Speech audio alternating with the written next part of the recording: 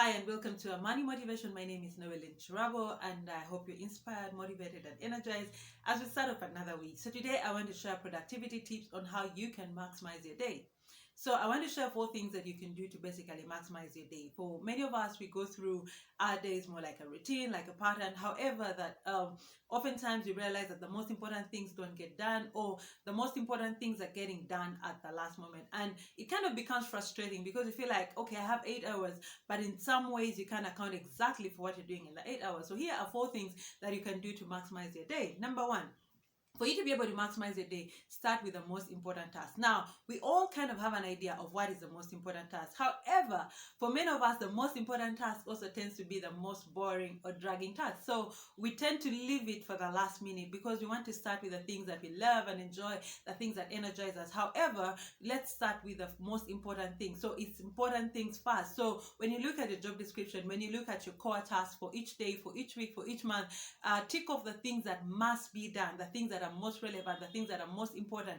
And as you schedule your day to start with the most important task and then work through the least important tasks as the day go by. And then for many of us, we kind of work 8-hour shift or 9-hour shift, and it's important to just slide through the day without necessarily being able to account for your day. So if you're working, for example, 8 hours, look at your 8 hours and segment your hours maybe into 4 sections. And that means the first 2 hours of your day are going to be for the most important task for the day or for the week or according to your job description. And then the second 2 hours will be for the second most important task, and then you can segment the other two, or in the other two remaining sections of your day, into the other tasks that you need to do that may not require a lot of mental energy or may not be the most important but also need to get done. So the first two phases of your day, the first 2 hours are most important, and then the next 2 hours are very important. So start with the most important task for your day. Number 2 is that put a timer. So when you say, I'm going to spend 2 hours working on something,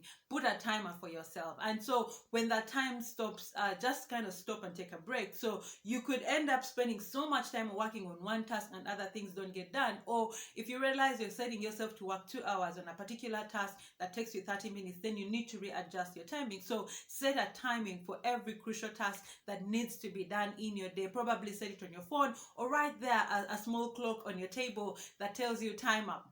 Why that is important is because number 3, in the midst of all these schedules and in the midst of working on all these crucial tasks, you need to be able to stop and take a break. So take a break periodically at the end of every phase of your day. At the end of the first 2 hours, probably it's going to be 1 hour 45 minutes, and at the end you're going to take a break, step away from your desk to just help your mind revamp, to just help yourself get energized, to distract yourself. It's a way of transitioning from one task into another. So many of us that work in offices, we end up sitting for so many hours in a day because we've not set periodic breaks for us to stop. You only go to the bathroom because you're really hard pressed, but you can actually set timers in every 2-hour clock or in every 1-hour clock to say, at the end of this time, I'm going to get on my desk, I'm going to stretch, I'm going to take in some fresh air, I'm going to walk around the office, I'm going to get some coffee, some tea, go to the bathroom, and then when you come back, that helps your mind to transition into another task. So number 1, focus on the most important task. Number 2, set a timer for it. Number 3,